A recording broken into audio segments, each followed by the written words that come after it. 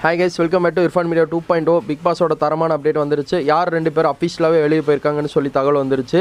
அது யாருன்னு பார்த்தலாம். அரபுசான் சேனல் சப்ஸ்கிரைப் பண்ணிக்கோங்க.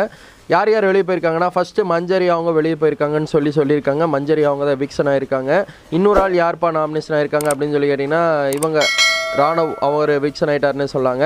என்னது, ராணவ் எவிக்ஷன் ஆகிட்டாங்களா? ஆமாங்க, ராணவ் அவங்க தான் வீட்டை விட்டு வெளியே போயிருக்காங்க.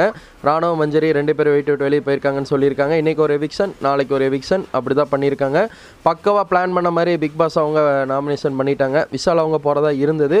ஒரு சின்ன சேஞ்சாக ராணவ் தாட்டி விட்டாங்க. ராணவ் அவங்களுக்கு ஏற்கனவே கையில் அடிபட்டுருந்துச்சு. அதெல்லாம் இப்போ கொஞ்சம் ரெடியாகி ரெக்கவர் ஆகி நல்லா விளையாடுற இடத்துல ஒரு ட்விஸ்ட்டை வச்சு முடிச்சு விட்டீங்க போங்க. அந்த மாதிரி தாங்க இருக்குது. ராணவ் அவங்க டைட்டில் வின் பண்ணுவாங்கன்னு நிறைய பேர் நினச்சிட்டு இருந்தோம். ரயான் அவங்க டைட்டில், அதாவது டிக்கெட் டு ஃபைனல் ரவுண்டில் டேரெக்டாக உள்ளே தான் போயிருக்காரு. மித்தவங்க ராணுவ பொறுத்தளவு நல்லா தான் விளையாண்டு நல்லா தான் ஸ்கோர் எடுத்தார், நல்லா தான் பர்ஃபார்மன்ஸ் பண்ணிட்டு இருந்தார். ஆனால் ஒரு கட்டத்துக்கு மேலே ஓட்டிங் அவருக்கு இல்லைன்னு சொல்லி வெளியே தாட்டி விட்றாங்க. ஒரு வருத்தமாக தான் இருக்குது. இருந்தாலும் மஞ்சரி அவங்களோட ஆட்டமும் நல்லா தான் பண்ணிட்டு இருந்தாங்க. ஒரு சண்டை போடுற இடமா இருக்கட்டும், ஒரு பேச்சில் சண்டை போட்டு ஜெயிக்கிறதா இருக்கட்டும், எல்லாமே சூப்பராக தான் பண்ணாங்க. ஒரு பிக் பாஸ் வீட்டுக்குள்ளே அவங்க ஒரு தனித்துவமாக இருந்தாங்கன்னு சொல்லாங்க. வைல்டு கார்டு என்ட்ரி அந்த 2 பேர் தான் வெளியே போயிருக்காங்க. இதை பற்றி உங்கள் கருத்தை கமெண்ட்டில் சொல்லுங்கள். பிக் பாஸ் அப்படியே சப்ஸ்கிரைப் பண்ணுங்கள். தேங்க்யூ ஃபார் வாட்சிங் டேஸ். Bye viewers.